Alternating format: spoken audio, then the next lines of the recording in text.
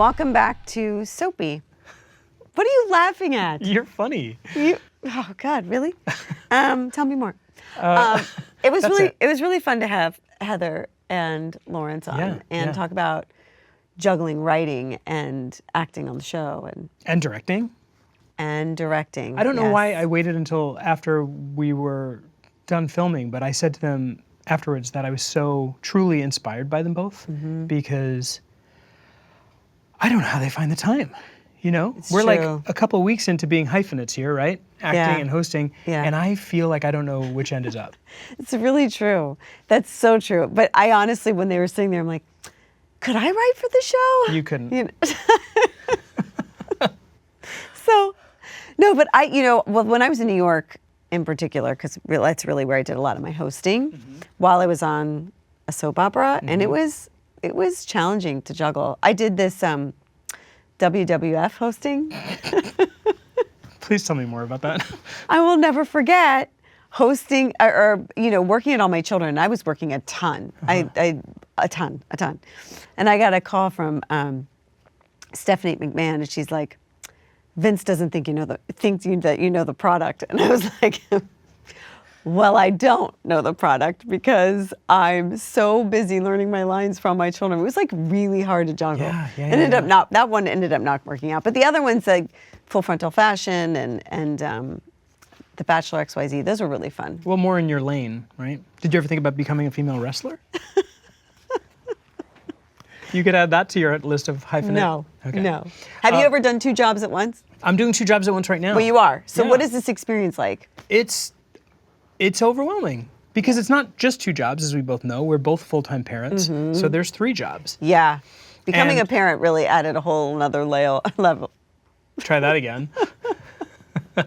Becoming a what now? I mean, I told you today is just not my day, guys. It's not my day, so bear with me. We're gonna get you through it. Today is what was I saying? Well, we have 3 full-time jobs. Yes.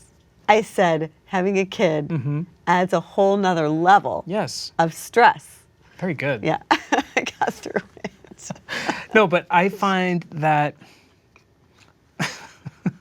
you know how our schedules are, right? Where it's, for all intents and purposes, your show and my show are both 3 weeks on and a week hiatus. Yeah. So during those weeks, particularly this 3-week run that we're in right now, I'm just so slammed. And also doing this, which is so exciting and so great because you want to strike while the iron's hot and take all the work I can get. Plus, this is fun to do. But there's a lot of work that goes involved in this because you want to research each guest. You want to know a lot about what they're doing. Yeah. And so it's just... It's a lot. It's a lot. It's a lot. So I have a hiatus week coming up. We have one more production week, then a hiatus week. But this production week, I only work 1 day. And so I was thinking to myself, why couldn't I have had 1 or 2 days from the last week, which was so heavy, moved into this week, which would have made for a little more balance, but you know how it goes. Feast or famine. That's so true, feast or famine. Yeah. Do you think about you ever, oh my God, I can't talk today. Have some more tea. You need some caffeine maybe. I think so. Do you think there will ever be a time where you will want to pursue directing or pursue something else within entertainment or not, actually? Because I would love to go back to school. Stop! You went to clown college, yes? I didn't go to clown college. I went to the clown college auditions. So you didn't get into clown college?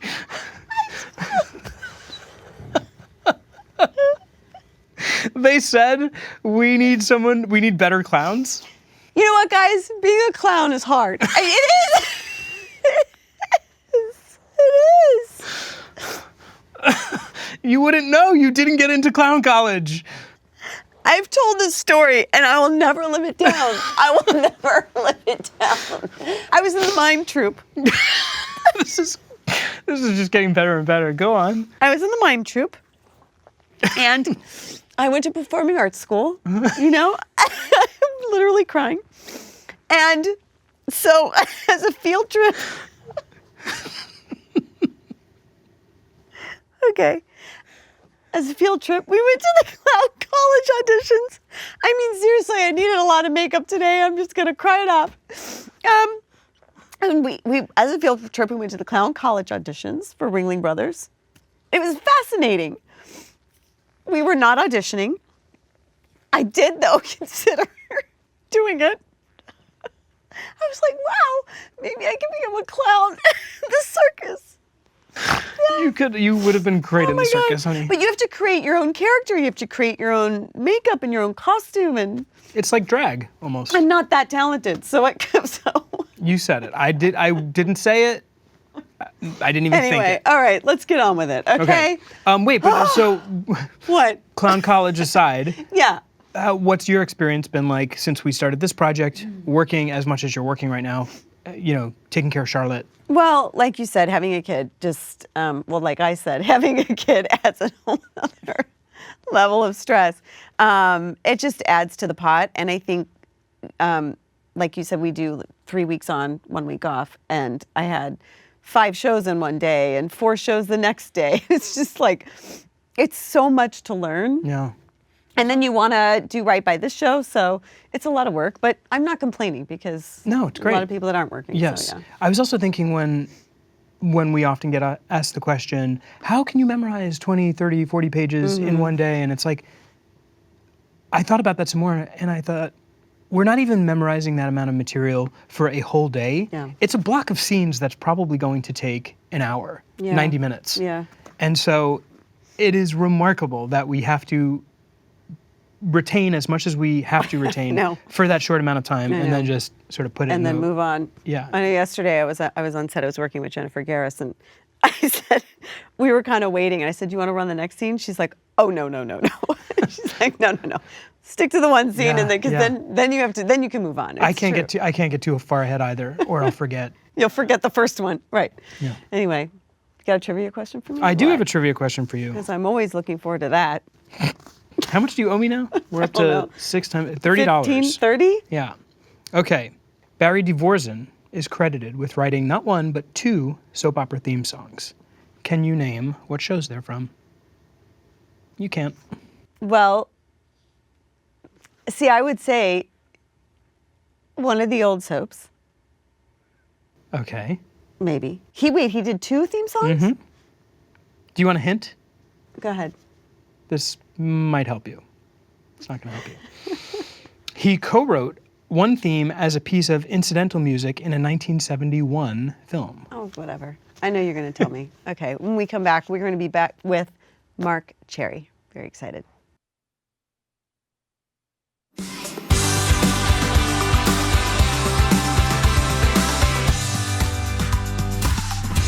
Welcome back to Soapy. Okay, what? You're staring at me with a I'm just so laugh. happy to see you. Okay, so tell me, which soap opera theme songs is Barry Dvorak credited with co-writing? Well, he co-wrote the song Jolinda's Theme, which was used as the theme song for As the World Turns from 1993 to 1999. They changed their theme song? I guess they did. I'm curious why. I am curious why and they we did should that. have an answer to that Okay. on the next episode. Okay. Jolinda is Barry's wife, and the other theme that he co-wrote is Nadia's theme. Young and the Restless, Yes, yeah. which That's was very and is iconic. still used. Yes. And that song was originally called Cotton's Dream from the 1971 film Bless the Beasts and Children. Oh, and Tommy Boyce and Bobby Hart, who wrote the theme song for the Monkees, also wrote the theme song for Days of Our Lives. I watched the Monkees. In first run, yeah? Yeah. Listen, I think that first run, funny. I think that theme songs are really important because they do stick with you and they bring you right back to bring you that right time back. in your life, right? So which ones do stick out for you? Tuesday night, ABC, Who's the Boss? Growing Pains, Moonlighting. How about you? I Leave It to Beaver, I Love Lucy. do remember Leave It to Beaver. Well, we all watched those, but what? I mean, the Brady Bunch. Yeah, I told you the Jeffersons. Yeah. And then I was singing the theme song to Golden Girls. Yes. Which actually is She a said- perfect segue. Because, It's a great segue. yeah. But what was hilarious about it was you started singing the theme song, and you said, "What show is this from?" One of the most iconic theme songs. I know, but I just couldn't place it. I'm like, I know the theme song. Anyway. Now you understand why I feel like an idiot. But our next guest is someone who needs no introduction. He's really well known for a show that he created called Desperate Housewives, also The Devious Maids, and Why Women Kill. Marc Cherry, thank you so much. Hello. Welcome, Thank you Marc. for bearing with me. I really can't talk today, so will you talk? Sure. I was being very polite when he was razzing you because I was like, make a radio joke. She remembers radio. Oh. Yeah. Well, you weren't here for the first episode when she talked about starting on Guiding Light, and I said back when it was on radio, yes? Yes. Great. All right. Yes. You've already gone there. Thank you. He really loves the fact that I was on Guiding Light because it started on radio. I mean, he pulls that one out all the time. I know. I think I need to retire that one. But you could talk for me because you talk for women so well. You really write from a woman's perspective in such a beautiful, honest way. I have literally only had one show that wasn't dominated by women. It was my first job. It was a show called Homeroom. ABC ran 10 episodes before it was canceled. And it was about a guy teaching inner city school children, which I was perfect for. And the second job was Golden Girls. I was 27 years old. So it was a great job because if you're, on a show like that, and it was predominantly a male writing staff. Wow. We had one lady, Gail Parent, who had done tons of stuff in the 70s, and so she was like an old pro. And all you needed to do the job was pay attention to what your mother, sister, wife, daughter was going through, and all the guys would bring in their stories. Gail would, if there was something about menopause, Gail would be the one to bring that up. Why are you looking at me? Yeah, I don't know. It seemed rude to do it to Greg. But yeah, I learned on that show that writing for women is just paying attention and caring about things. And one of the things I've done in my career on this second season of Why Women Kill, we focused on a woman, a very meek, mild-mannered woman, but she finds out her husband's a serial killer. And that really came out of me watching one of the many movies about serial killers, and the police are trying to catch this guy. And we find out he's married. And my thought was, what is his wife going through with this? And I think that's where it starts.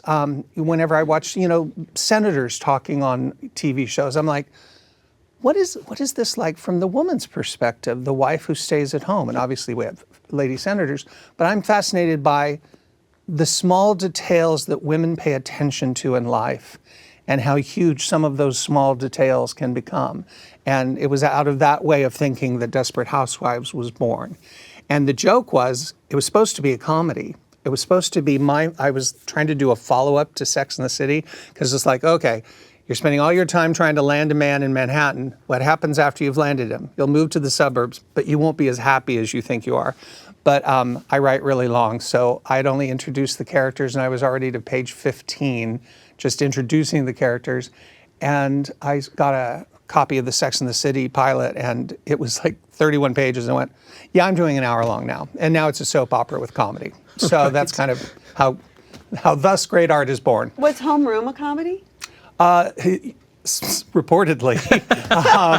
It was a half hour. Yeah. And I don't know that it was that funny, but it was like a family ABC sitcom, back in 1989 is when I got my writing start. Well, when actors often share their stories about how they were able to land their first gig.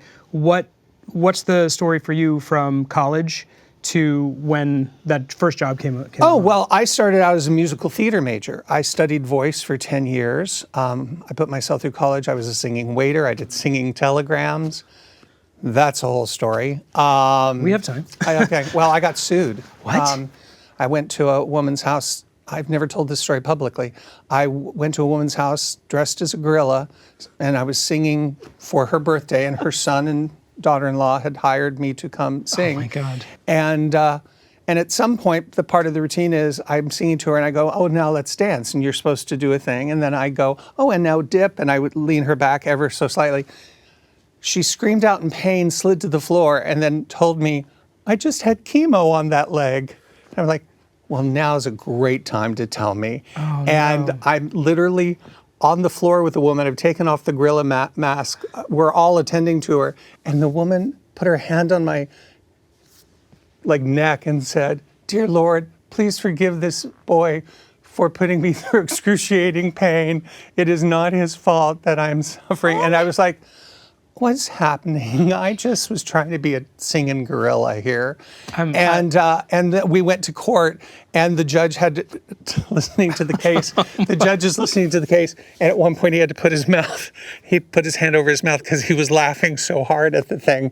And the family was trying to claim extra damages, and he didn't let them have them and stuff. So like that was maybe one of the turning points where I went, writing could be good. Let me try writing. Also, you broke character. You took the mask off. I totally broke character. I know, yeah. So you ruined it. Yeah, I couldn't stay in character. That's a traumatic experience. Oh, man. Especially as a young man. Can I tell you, though, here's the thing. When trauma happens if you have the soul of a writer, it doesn't take too long before you go, oh, this is really funny. And I've always said the best part about being a writer is all my trauma is tax deductible. Yeah, because it all becomes stuff you're going to use. I think we all use it in different ways. And I also think that's why, personally, I have such a fondness for writers. And I think there's a really interesting connectivity between actors and writers because the trauma is all there. We sort of harness it in a different way than you all do, but we all. That's true. I give my trauma to actors. Yeah. And you go ahead and portray the trauma, and I'll sit back and watch. But also, it's whatever inner trauma we have that can say, oh, I can pull from my own experience and bring reality to that. Yeah, the interesting thing about doing Desperate Housewives is we had 3 genres going on. There was a drama component, a comedy component, and a mystery component. Mm-hmm. And we kind of shoved them all into the same show. And when we were at our best, it was kind of seamless moving from one to the other. But it was, I think, a really heavy lift. And looking back, I was just so lucky to get that cast because I had a group that could do the drama and they could do the comedy, and they were stunningly beautiful. Yeah. And if you actually went into pitch, okay, I'm going to need women who look like this, they're like, you're never going to get a cast like that. And who was your the gods? Who was your first actor attached? Do you remember? Gosh, I think it would have to be Eva Longoria, because when I first started having meetings with casting directors just to cast them, what they do is they bring in lists of actors because they've read your pilot and they're pitching themselves to cast your show. And so they want to prove to you, like, I have good ideas about who would play this. And it was weird. All 4 casting directors had Eva Longoria's name on their list, and I had never heard of her. And, talk about someone everyone was waiting to be a star. Everyone was aware of her. But I hadn't heard of her. So I thought, I got to meet this chick. And no one had told me she was like 5'2". So, she's playing an ex-runway model. And I'm waiting for some tall, glorious girl to come in. And she's like this tall. And I was like, oh, okay. Yeah. And then she read, and I'm like, well, she's pretty good. And she just kept getting better and better, and we did a callback and stuff. And yeah, and that's the thing. Eva Longoria auditioned for me. I'm like, I still can't get over that because she's become You're probably such a... the last person she auditioned for. Yeah, I know. It's entirely possible. That's the Midas touch. When you do a show like Desperate Housewives, we often talk about it, like in soaps, you get pigeonholed and you get stuck as like you're an actor that was on a soap, right? Or soap actor, like they like to call you. So when you do a show like Desperate Housewives, do you feel like when you left, when that show ended, was it like, oh, he's the desperate, this is Marc Cherry's lane? Marc Cherry's lane, and that's where he's going to stay. Because you did a sitcom. You could always go back to that, or you could it's funny, though. I actually, when I did Desperate, where I was trying not to do punchlines, I was coming up with situations that were comic. Yeah. But I wasn't really trying to write the one-liner stuff. That was actually never the thing I was particularly good at. I've got a bunch of jokes that are now forever enshrined on Golden Girls that I can kind of point to with pride going, yeah, that one was mine. And then invariably my friends are going, oh, that thing that B. Arthur said, did you write that? No, I didn't do that one. They always get it wrong. But what happens is that when I got Desperate, I was like, oh, this is what I meant to do. Because I'm both dramatic and comedic. I actually like not being funny for a while. And so it's allowed me to write scenes that are pretty hilarious, but then you can do things that are tragic too. And so now what people want, where I'm pigeonholed, is like, we want something like Desperate Housewives, which is kind of a joke. What they really want is something that's a hit. Yeah. And I'm like, that you kind of have to come up with the idea and whatever, but And like you said, all the stars have to align. You have to have the right cast. Everything has to be right, and to have that special. I have great respect for people who like get a hit show, because the thing is, it becomes a hit, and then you will always want to warn people about the sophomore curse, because it explodes, but then the bar gets even higher actually, and it's very few shows can keep the quality up year after year, and also we were doing 23 episodes a season. So sometimes now with the shows it's 10 episodes on a streamer, and I'm like, oh, boo-hoo. How amazing that you're able to get 10 episodes done. Yeah. But I'm jealous as all get out. But it's typecasting is a thing, and it's a little bit tricky because you don't want to repeat yourself. I've heard you say that the time before Desperate was challenging professionally for you. A little desperate, actually. Yeah. And I love the story you tell. I have so many questions. I love the story you tell about the impetus of the show and watching Andrea Yates. So I was sitting on a sofa with my mom in her condo in Orange County, where she was living, and they had the Andrea Yates trial, the woman who drowned all her children in a bathtub in Texas. And I'm sitting there watching this, and I just make an offhanded comment to my mom, who was sitting smoking, as she was wont to do. And I said, gosh, can you imagine a woman being so desperate that she would hurt her own children? And my mom takes her cigarette out of her mouth and goes, I've been there. And I was like, I'm sorry, what? And for the first time in my life, she started telling me stories about how alone and desperate she had felt raising us 3 kids on my grandparents' farm. They were in town at that point. And my dad was off getting his master's degree, so he only came home on the weekends. And to find out that my mother had had moments of great isolation, loneliness, and unhappiness was a revelation to me, because my mom wanted to be a wife and mother. She chose the housewife path. And to realize that you can choose that iconic life that we revere so much in our way, and then be unhappy with it, I went, well, if you've been unhappy doing this, that means every woman's been unhappy doing this. And I thought someone should write about this. And I came up with the title first, Desperate Housewives, and then I created 4 characters who were all desperate for 4 very different reasons, and their desperation defined them as characters. And I wrote the script, and it was the best thing I'd ever written, and no one bought it. And I pitched it to everyone, everywhere. And the fascinating thing was I was broke at the time, couldn't get a job. Is this after Golden Girls? After Golden Girls, after my writing partner and I broke up. Oh, okay. And you had an agent who embezzled. And so what I found out was my agent had been embezzling from me. Another client said, hey, this woman's stealing money from me. You might want to check into it. And I checked into it, and sure enough, she was stealing money from me. And she was the one who was trying to sell Desperate Housewives. So I had to switch agents, because I'm emotionally codependent. I would never, normally switch on my own. And the new agents got a hold of the script, and they said, we don't understand why this hasn't sold.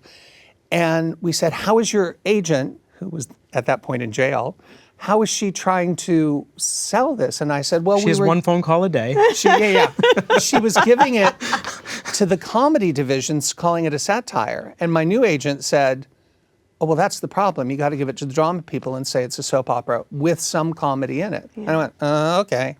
I'm broke. I don't care. Sure. And the first place we gave it to with the new label on the package was ABC, and they bought it. Wow. And, Crazy. And my life changed. Like, you got the phone call from one of my friends the morning after it aired. And he went, I said, how did we do? Did we win the time slot? And he said, Mark, you beat the other 3 networks combined. Wow. And I was like, and then that's the moment you go, oh, something's just happened. Yeah. Something important has just happened. Yeah. So I'm fascinated by that, because one of the things I love about my life and my career, and I think we can relate to this, is that we have an inkling of fame and success, but it's never, we've never been shot out of a cannon. It's never felt overwhelming, and it certainly hasn't happened overnight. So I'm curious, what that was like, and how did that feel, and how did you navigate that? Well, it's a learning curve, certainly. But I shot out of a cannon is the way to describe it, because we suddenly were on the covers of magazines. This is how desperate they were to get someone from Desperate Housewives. I even got booked on talk shows. That doesn't happen usually to showrunners. Right. Right. And You're in a very small I list know. of We people that talked that about has that. happened We to. said you don't know a lot of showrunners, but your name is very well known. well, two interesting things happened because I was so honest about, I had a story to tell. I was the writer who couldn't get work for 3 years where I didn't even get an interview for a job. The 4th year, I was running the hottest show on TV. So the trajectory is just odd. So that's something to talk about. And I was very honest about being broke and, borrowing money from my mom. And I think people realizing that I had a story to tell, and as an ex-performer, I'm just a little bit adorable. That helped. A lot of it. Thank you. Yeah. So that, I think, added to it, because they knew that if they booked me, I wasn't going to be that morose writer who sits in a chair and is monosyllabic in terms of his responses. One of the stories that I loved to get a chance to tell, because this will tell you something about my relationship with my mom and why she's been such an influence, and I think why I, as a gay man, really love focusing on women, because of how I perceive women. My mom, when I was broke, I had a roommate, and I wasn't telling her that I was, my bank account was almost nil. And my roommate actually picked up the phone and talked to her and said, by the way, Marc's having financial problems. And my mother, of course, had no idea, because I was 40 years old and I was embarrassed. Mm-hmm. She showed up the next day with her checkbook. And I was mortified, and I didn't want to take the money from her, but she said, well, Marc, good heavens, what else is family for? We're from Oklahoma.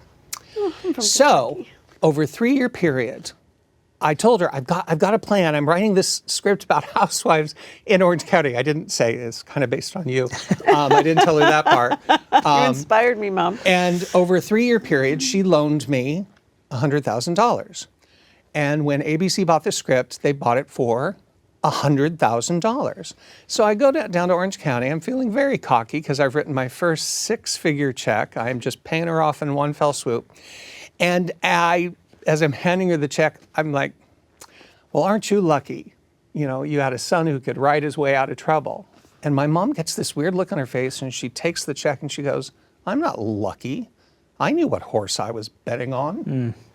Gosh, that's beautiful. That's just beautiful. I look at women. That makes me cry. I look at women as nurturers. The women I have met, I see them as friends, confidants. I don't really care how sexy a woman is. I care how funny she is. And I've often said, I'm not truly interested in a woman until she has one wrinkle or one gray hair, because that signifies I've been through some stuff. And those are the women I like writing. The ones who have been some stuff, and they're around to tell the tale. I think we have a similar perspective too, as gay men that don't objectify women the same way other men might. Yeah. And I find it just fascinating, because I think there's a lot of good, I don't think I'm unique in my ability to write women. I think Mike White writes terrific women, also gay. I think what it is you just have to be interested. You have to take a moment and go, well, what do they go through? What is it like to be menopausal? I probably should not have just gestured to you like that. Again! Marc, shift the hand right here. I was sitting here thinking about how amazing yet. your mom was. I mean, she was just like, you had such a, to get that time to write something. Well, I took her to the Golden Globe. She was my date. And you got to thank her. I got to thank her from the stage. Yeah. That's, which is kind of funny, because, the gay thing, we were a Southern Baptist family from Oklahoma, and the gay thing was a big problem. Only time we've ever had conflict. And it's no exaggeration to say, once you've thanked your mother for her help in giving you an idea for a hit TV show and you're holding the Golden Globe, Suddenly, she does not care so much about who you're dating. I leapt to the top of the who's the favorite child list. Oh my God, that's so funny. I've teased my sisters about it tremendously. And, and so if you have love for women, and I think the way you should, I think it's then easy to pay attention to them and ask questions.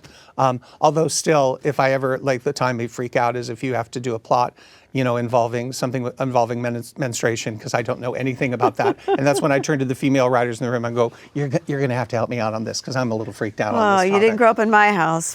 6 girls, 2 boys. My dad. My dad would get tampons by the case, and he got the wrong size. And we were like, Dad, these are supers. Look at us, because we were all small, we were short.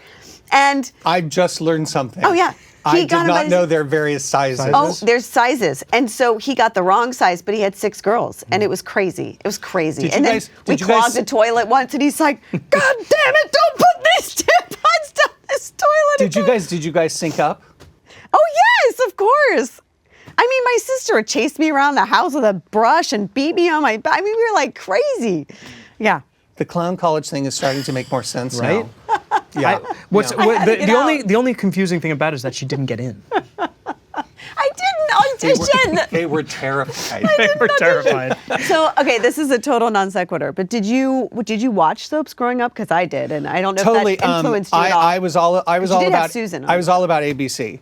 Yeah. So was I. My friend Joe and we would come. I think we had 6th period off.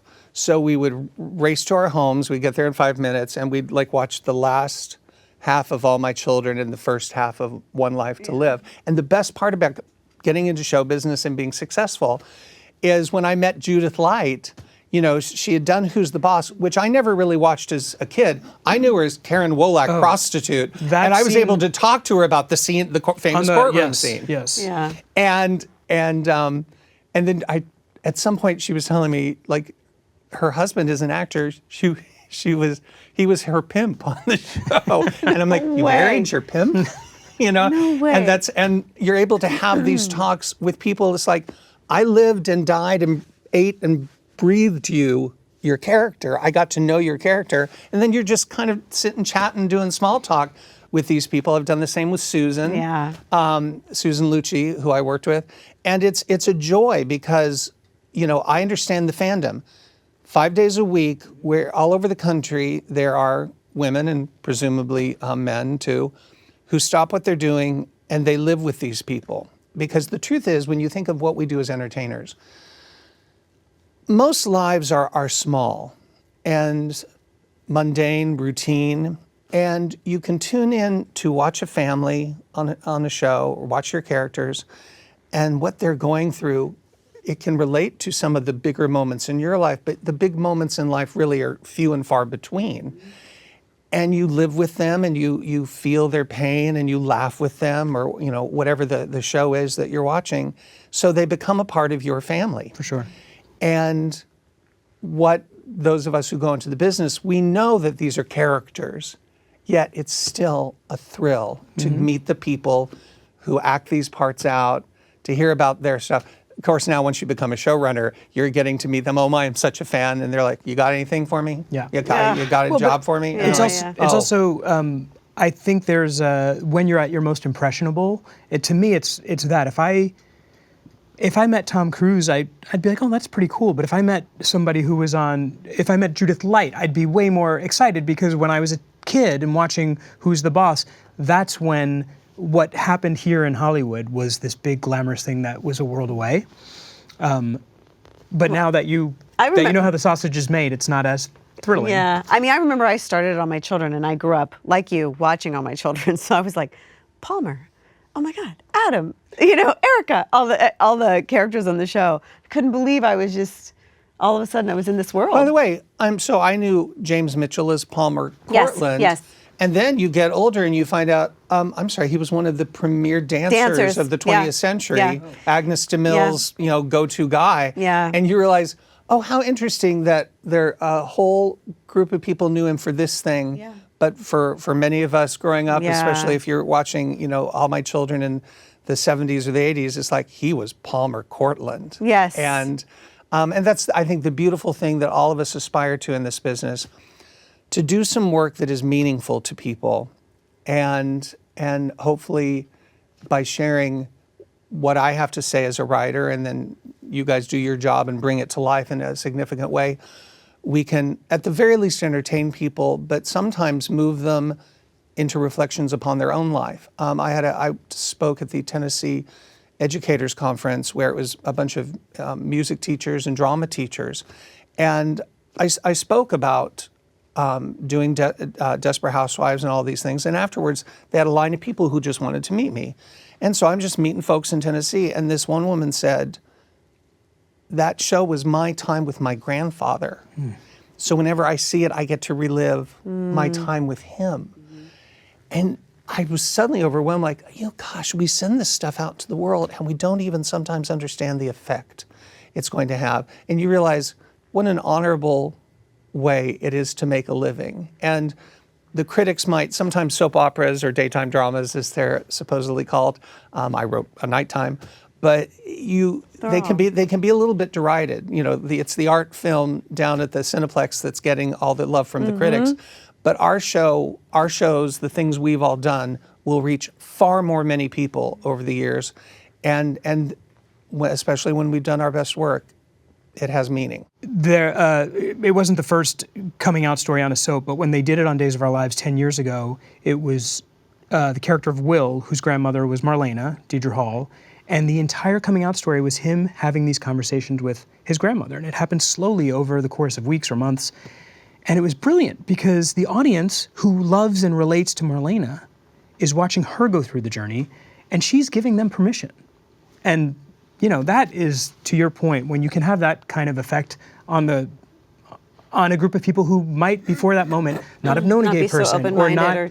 It does make you feel like what we do is important. We're not curing cancer, but it's important. When Jamie and I got onto the Golden Girls, he was my writing partner. They had introduced the character of Blanche's gay brother in a previous season, but we came up with the idea, let's bring him back. And she thinks it was a phase and he's probably over it, but he comes back with a guy, and the premise of the episode is he is announcing they're getting married. Gay marriage was very much illegal, so the ceremony was just a thing people would do back then. But Jamie and I knew people who had gay weddings even before it really was a legally recognized thing. So we do our episode, and if we weren't the first, we were only the second show to do something about gay marriage. And they called us up to the office a few days after the episode aired, and they said, so you guys are getting death threats? And they literally showed us a letter that was written to those faggot Jew producers of Golden Girls, to which I responded, that's weird, I'm not Jewish. And they said, they found out like we hadn't bothered to have our numbers unlisted. And they're like, oh yeah, you need to do that now that you're writing a big hit show. You need to get your phone number off of there. Because the next day, Jamie got a phone call from someone who, said horrible things to him. So sometimes the progress comes at a little bit of a cost to those who do it. Yeah. But I remember quite clearly on All My Children, Ruth Martin was, I think the storyline was thought she might be pregnant, and she was an older woman in her 40s, and she was worried about Down syndrome. So they did a scene with a woman who brought over her Down syndrome child. And that was my first time seeing someone with Down syndrome on TV. And I think about, what that scene must have meant to mothers all over the country who go, oh, my child, what I'm going through is being seen. And that's another, it's a privilege to be in this business and to be a part of those things. For sure. With the occasional death threat thrown in just for fun. So. Well, you had a lot of actors on Desperate who came from daytime. Oh yeah. Jesse. There's definitely more, but those are the two that come to mind right away. Well, first of all, we had Marcia Tuck. and Doug Savant and both had been on Melrose Place. Everyone thought I was the biggest Melrose Place fan. I'd never seen the show. And Chuck Pratt was given to me. He was a producer on the pilot because I had never run an hour-long TV show before. I had done sitcoms, but hour-long it's a completely different skill set. And he wrote for General Hospital. He had done Melrose Place, and he was writing General Hospital while we were doing it. By the way, interesting thing, Maurice Bernard auditioned to play Carlos. Wow. And Chuck was going, please don't get this part, please don't get this part, because he wanted him on General. And Ricardo Chavera ended up getting it, but he was rooting against his guy because he wanted him for the other job. I guess that story can be told now, it's 20 years ago. Yeah. I had never seen Melrose Place, and I happened to watch the Soap Opera Network, I don't know, I was alone on a Saturday night going, okay, what's this? Let's check this out. And at the first episode, I thought, well, this is kind of silly. And the second episode, I was like, oh, okay, I understand what's going on. By the fourth episode, I was like, okay, oh my God, I wonder if she's going to date him. And that's the nature of soaps, is they draw you in, and that show had a terrific cast. And Chuck gave me some of the most valuable soap opera writing advice. He said, what really is effective, and as you plot your season, this woman's having a problem, she's on this trajectory, this woman's going through her thing, make sure the stories cross and they affect each other.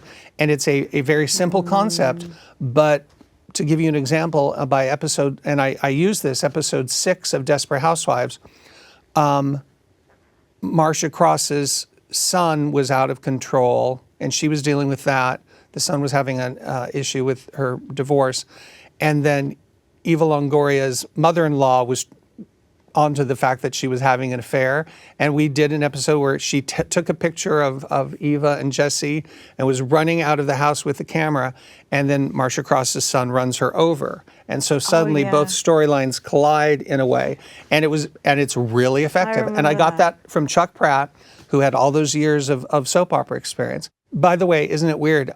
Because having done so many episodes of Desperate, something will pop up on TikTok and I'll see a scene. And I'm like, well, I know I edited that scene because I pretty much edited 99% of all the episodes myself, which meant I saw it 6 times. Oh my God. I have no memory of that scene. Isn't that remarkable? I feel like we you have a lot of jobs. Yeah. You wrote, you produced, you edited, you did all these jobs. Well, did you ever direct? I never did because I didn't want to. It was always something I was fascinated by, but I didn't want to leave the writer's room because we had so much plotting to do. Yeah. And I didn't feel I could take that time away from the writers. Yeah. So I never did. And as I've gotten older, I'm kind of glad I didn't because I really want to keep developing into the best writer I can be. And I have such great respect for good directors. Charles McDougall, who directed the pilot of Desperate Housewives, he won an Emmy for it. And the things he did in that pilot were so extraordinary. That's the other thing that, the dirty little secret of being a writer. I can write a really good script, but if I don't have good actors and a great director, my writing can come off okay. But suddenly you can write an okay script, but if you get the right cast and the right director, everyone acclaims you and you're like, oh, okay, yeah, I'm pretty good. Felicity, when she read the part of Lynette, I kept thinking there's something wrong with the sides. We're not finding this, it's not working. It must be me. And Felicity came in and read the scene and I went, oh, I am really good. And it was Felicity. She made the material work. So, it's the most fascinating part of because what we do as opposed to, say, being a movie star, the constancy of it. We are working really well-paid factory jobs. Yes. And once you kind of make your peace with that, there's not a lot of time for nonsense, Yeah. And unlike some of the glamour queens of the 1940s and 50s, who they were doing one movie at a time, still a bit of a factory system in the old studio era. But we have to get on with it because the projects must be done and we got to ship it out and it's going to be airing in 3 weeks. What is your turnaround time in soaps from shooting to air? You guys are closer. I think we're about 3 weeks ahead. We are 11 months ahead. We're shooting March, early April of 2026. But that doesn't mean we have time because we still have to get that show out by this day. We just happen to be so far ahead. I don't know how and why we got that far ahead. I know that it is a concern for Peacock because I think you have less opportunity to pivot if something's not going right. Well, maybe we're 2 months ahead, maybe. Well, I it's wanna nice say. to have the cushion for the writers, you know. Yeah. Yeah, there's business stuff behind it where that I don't understand, that I know there's not cushion. It's not like, well, we can just take a few weeks off. That, because, you know, again, above my pay grade as far as who needs to be paid what and when. And but it is to both of your points, fast. It is very fast. We get one take unless something goes terribly wrong, and then we'll do a pickup. But And It's do not you guys traveling in the circus. do you guys what did you say? It's not like traveling in the circus. do you guys get do you use cue cards? No. And they write my character really lofty monologues that are stream of consciousness, non sequiturs. So I have to take all Oh, my that's own. the worst. It's That hard. was me at All My Children. I had It's hard. monologue after monologue after monologue. I got offered a job. My friend Dave, who was a showrunner on a show about 3 or 4 years ago, called me up and said, I've written this part of a mattress salesman. I want you to play it. I think you'd be really funny. So I was like, Dave, I haven't acted in years. What? And he sent me the sides, and I had the hardest, just like 5.5 lines, you know, but I had a hard time memorizing it, and I turned the opportunity down because I go, I don't want to be the guy who's holding everyone up and costing extra takes. But what I realized after I turned it down, I went, oh, because I wouldn't have written it like this. It didn't make sense to me, the evolution of the scene. And then I thought later, I was like, if I had said to Dave, hey, can I just do a polish on this? He would have totally let me. And I felt bad because he's an old friend, and I felt I let him down. But it has to make sense to me. And that's one of the things that actors sometimes have to deal with, is a scene where it's going this way when it should go that way. And by the way, Terry Hatcher had no problem doing this. She called me up to her trailer a couple of times and went, I'd like to reorder the dialogue. And she would show me the order she wanted to do the scenes in, and she would give me her reasons. And at least on 2 occasions, I went, yeah, that is better. Do it. And then sometimes I had to say no, you know. But I think that's a collaboration. No one That should, is. or like any negotiation, Yeah. nobody should get everything they want. But I think good collaborators are saying, oh yeah, I hadn't thought of it that way. Or even like what you were saying about how Felicity sort of took something that you thought was there that nobody else was doing and showed you that, no, it was there all along. The interesting part about collaboration is, I'm always like, if I feel like you've got a suggestion that makes it better, I'm remarkably unprecious. Sometimes you have to get past whatever blocks are in my head about what I thought I had created, and you have to go, well, actually, it's really more of this, or, oh, that thing you're going for, if we just do this, it's a subtler turn, but try this.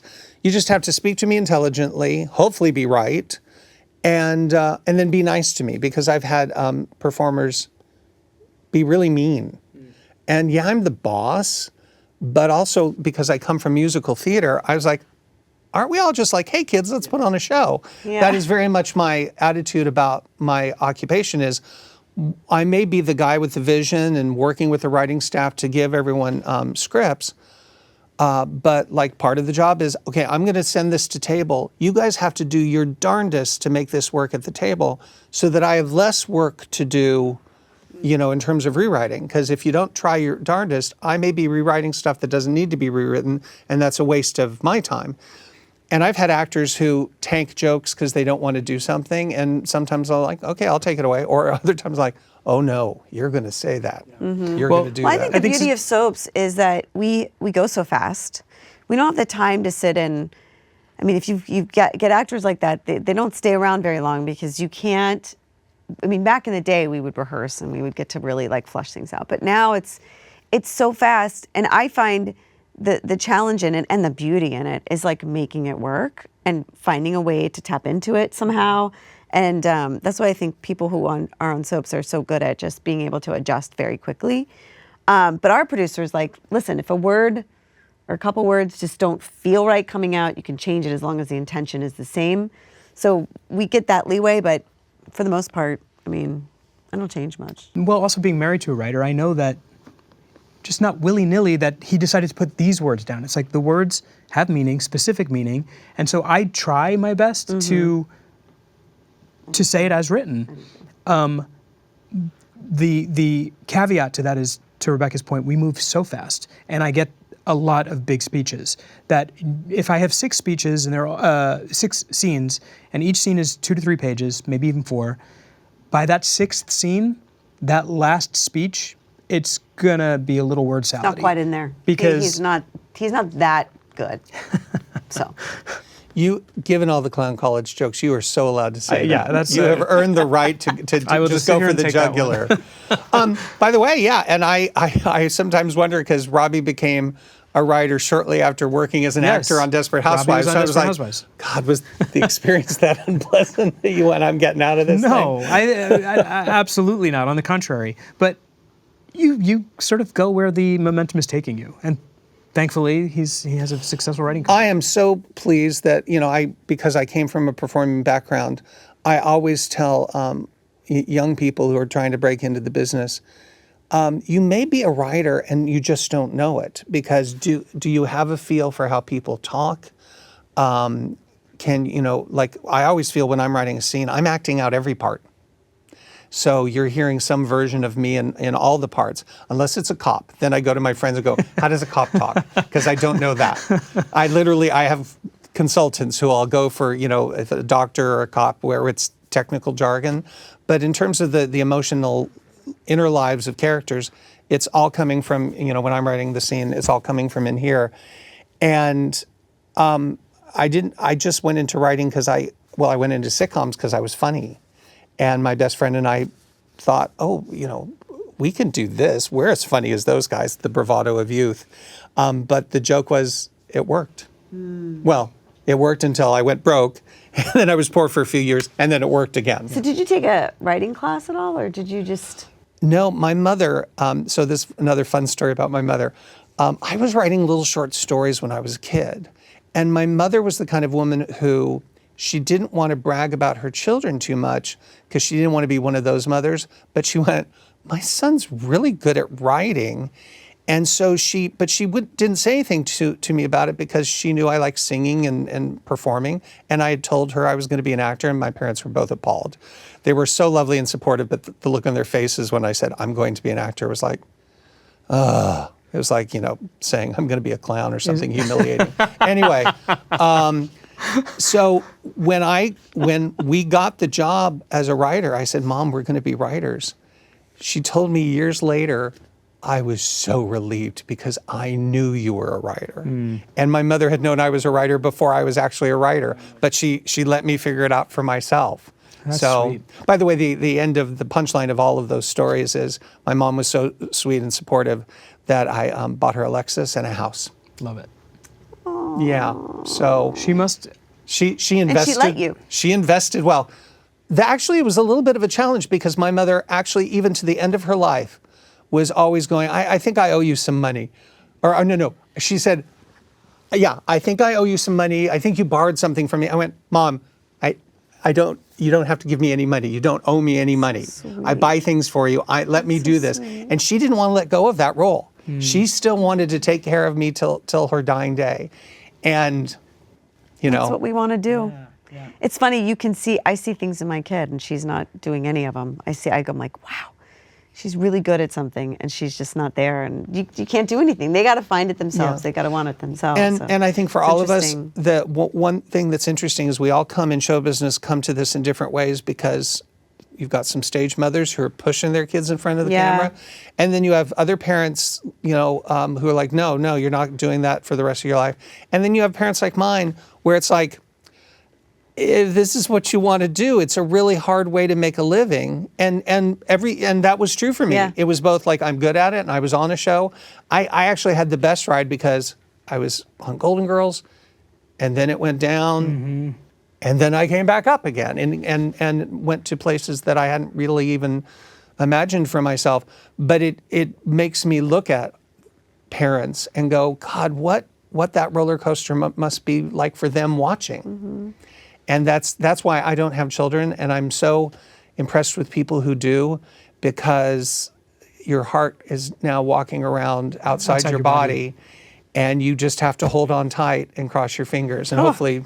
And I think do all the two things that you want most for them, right? Their safety, security, maybe in one, and their happiness sometimes are in conflict with one another. Yeah. And to I think to me that's the biggest challenge, is like knowing when to try and fix something and knowing when to sit back and and also you've got to allow them to fail. Yeah. By the way, I think it's some old Yiddish saying, may you never have a failure you don't learn from. Yeah. Because I learned more from we had a lot of problems on the second season of Desperate Housewives artistically, but I learned more from that season than any other season, because I didn't know what I had guessed right so much the first season. It's only until you guess wrong that you go, oh, this is what, okay, that's why this works this way, or that's why I can't do that, okay. And but I've learned those lessons, and so they become valuable. Sadly, they live on forever on a rerun somewhere. So there's and I have that with Golden Girls. There's a couple of things that I went, I can't believe I wrote that joke. That's a bad joke. I don't think anybody is criticizing a single episode of Golden Girls. No way. For not being anything. Oh my gosh. It's more popular now than it's ever been. I know. Guys, I have to tell you, I have hopped on Reddit threads where the fans dissect the shows. Wow. And don't do that. Only a fan can be just that brutal.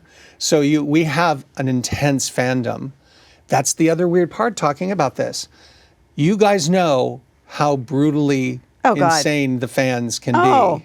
Yeah, this is a weird part of the job that they don't teach you in college when you're doing your acting class. Oh, by the way. And add social media into it. Oh, yeah, and you have social media, which we didn't have to deal everything. with. Right, it's completely changed it. People are nasty. They can be nasty. Well, that's the weird part, is to do what we do, you have to develop a very thick skin and find a way to not only deal emotionally with the critics who've come after you for something. Sometimes they're right, sometimes they're wrong. I don't mind when they're right. When I go, yep, that sucked. I know why it sucked, but you don't know why and you don't need to. But when the fans get upset about something, they feel betrayed by a storyline or whatever, or I've had people come up and go, like, oh, that episode you did, I hated that.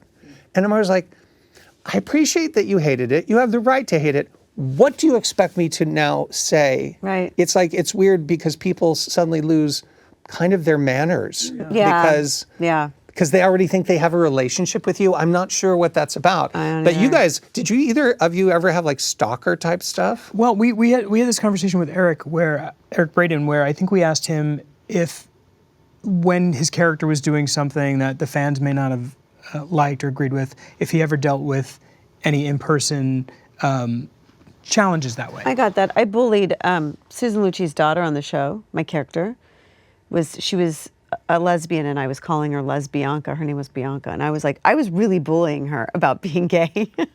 So I would get people. Failed clown, homophobe. What else you got? I would get people on the street like, stay away from Bianca. You're mean, girl. You're mean. I'm like, I'm not mean. See, now but now with social media, like I've replaced someone who played this part for many, many years, and so everyone has something to say about it. Homophobe the clown. That's what I want to develop for her. Coming to CBS. I'm sorry, I interrupted. Keep going with what you're saying. Will you please develop that for me, please? And I can just age, right? Can I have white hair? I can have white hair because I'm a clown. She can be in the sewer right underneath the Abbey. Yeah, there you go. Oh God, just shouting out. You call that an outfit? Shooting my arrows with the suction tips on it, like. No, but you were telling a story before I interrupted. Oh no! So I replaced somebody. So you get all kinds of comments. She's not her. She's not the real Taylor. She's this. She's that, and all kinds of things. And just By the way, I was such a fan of All My Children. This is what I love about fans. At some point, it was Sarah Michelle Gellar they brought on. Yeah. And there was a thing where the audience did the math that we know that you were pregnant when you were a teenager. You can't now have a daughter that young, so then they had to make her look a little bit older because the fans pay attention. Well, they have a thing in soap operas, they call it SORAS, Soap Opera Rapid Aging Syndrome, where you have a child and then 3 years later, they're teenagers. The fans are smarter than anyone gives them credit for. It's totally I find. true. I mean, at least in our genre, like I find that they don't realize. I just think they don't write to the intelligence of some of our fans sometimes. Like they think they're not as, they're not going to be wise to it, and they're wise to all of it. Well, on the Golden Girls, we used to get hit because we would have introduced Dorothy's sister. And it was played by, she showed up, I don't know, season 3. Doris Bellac played it. When I got on the show, I did seasons 5, 6, and 7, and there were new showrunners that started season 5, and we came up with a part for her sister, and they were like, they just discarded Doris Bellac and they went with Dina Dietrich, who was known for "It's not nice to fool Mother Nature," that butter commercial, and I remember thinking, as a writer who was also a fan of the show before I got onto it, I was like, but you had Doris Bellac, and Doris Bellac's a good actress. And they were like, no, we want someone funnier. And the showrunner exhibited what I think is a kind of a casual disregard for the history of that, but it upset the fans. Right. Because, no, you've already established that character. And that's something that I very much try to do in my plotting, is make sure, if we have a good idea for the return of a character and they can't come back, I don't recast. Right. Now, for you guys, it's almost impossible, because I watched One Life to Live when they go, today's part will be played by, I've seen those They've last minute replaced them, substitutions. Yeah. So that it's even harder for you guys to keep the level of detail going. But it should be a part of our job, and it needs to be explained to the younger writers and producers coming up the food chain. Have respect for the fans, and if you respect them, they'll more than meet you halfway. Yeah. Do you mentor? I spoke at a Writers Guild function one time, and I was besieged by writers, and one woman particularly I remember, she gave me her card, like, I would love to have you mentor me. And no one had ever said that to me, and I felt like it was kind of creepy. Like, what does that mean exactly? And this is like 12 years ago. And I now go, well, I do mentor, but usually what it is people that I meet, but I'm introduced by. It's not a stranger. It's not not someone a that stranger. just walks up to you on the street and It's an say, I want you to be my mentor. It's a little bit more of an appropriate introduction. Organic, and yeah. what I try to do for young writers is I say, I will read one script that you write. I will give you notes on that script. I will be honest, not mean, but truthful, and you will hear me talking about the choices you've made and what I think that you've done that is interesting or fresh, and also what I go, this is not good, this does not work, I didn't get it, whatever. That is how I mentor, because I would have killed for that much. But what you have to be careful if you're in my position is, they'll write it, then they'll want to come back and have you look at it again. Right. And I have had a couple of friends who've maybe taken a little advantage of my generosity in that point. Yeah. And at some point I had to say to a friend, if you actually sell the script, I'll actually need a written by credit, because I have now given you so much advice. Yeah. And the truth is, with writing, at some point you can take training, you can learn whatever. At some point you just got to figure it out for yourself and fly. Experience too, and doing it, actually doing it, yeah? I actually think the hardest thing for you guys is it's so different to be in a studio, small acting studio with a teacher, getting into character, doing your emotion. Oh, yeah. When you walk in and there are cameras and there are people standing about, just the ability to concentrate on your inner life, that to me is the part where I'm just so impressed with you guys and the Meryl Streeps of the world, who you think of some of the emotional breakdowns that have happened, Karen Woolley's courtroom scene, just knowing that all the crew was here and whatever, and you're going to that place. I think that is a truly amazing gift that you guys have to do that. Thanks. I think it's kind of Darwinistic, because when people say, how do you memorize all those words? And I just think, if I don't, they will find someone who can. Yeah. So you find a way to try to not focus on the noise. And Susan Lucci said that she got really good. She'd look at a script, she'd have it down. Yeah. And if you ask her what she said 2 days later, she wouldn't remember. Oh, no. Because It goes right into the trash can of my computer brain. She was great. She was so good at staying in character. Once her daughter and my character were best friends on the show, and her daughter was, I don't know what she was, it was in a fight with her, and I come in and my friend took me, and she's supposed to lean me back and kiss me, like to pretend that she was gay or something. I can't remember what the story was. She proceeds to fall on top of me. We fall onto the floor. We start dying. We look up, and Susan's still just reacting. and then we start laughing even harder because she's just like still in character. She was not going to break. Oh my God. Yeah, Susan's the ultimate professional. Anyway. Do you know who's also great? I got to see Erica Slezak on One Life to Live do some astounding acting. Yeah. And the biggest problem with soap opera writing sometimes is some writers do a lot of exposition going, well, remember that time you told me that we were in Greece and we had the affair? And I know that is kind of part of the requirement to keep fans, approaching it. Erica Slezak could do that expositional stuff and make it seem 100% real. Yeah.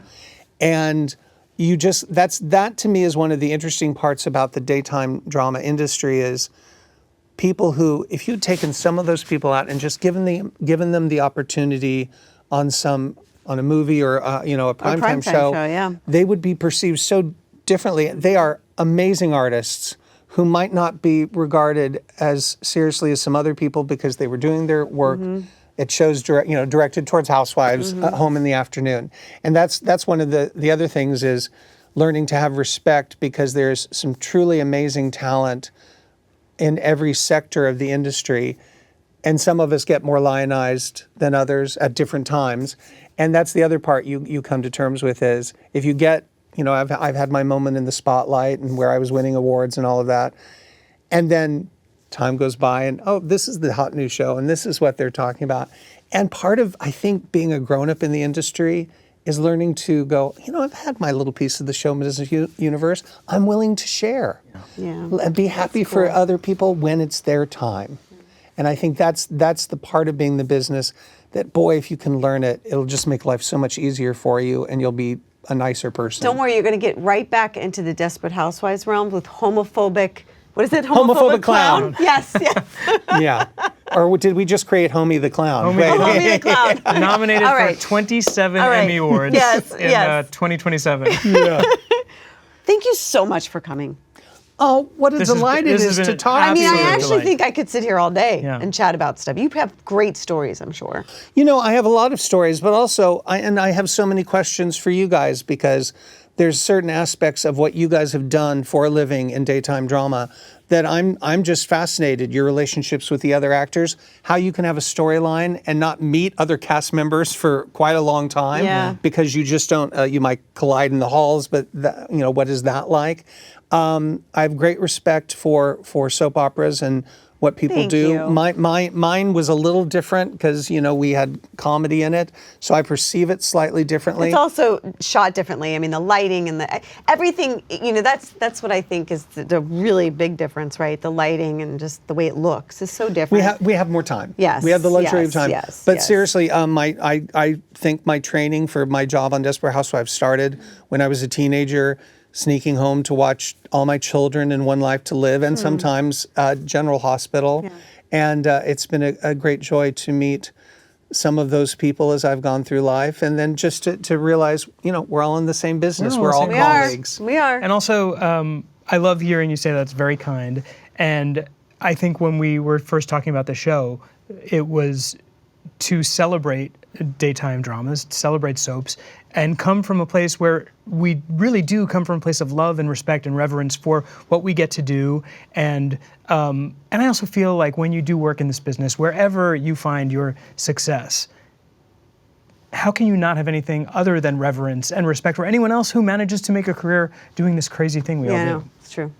It's a privilege to work in this dream factory because we could all be working at a box factory in somewhere in the Midwest. We're the lucky ones, and it's an insult to our fans not to remember how lucky we are. Absolutely. Thank you, Marc. Thank you. Thank you so much. And we'll be back.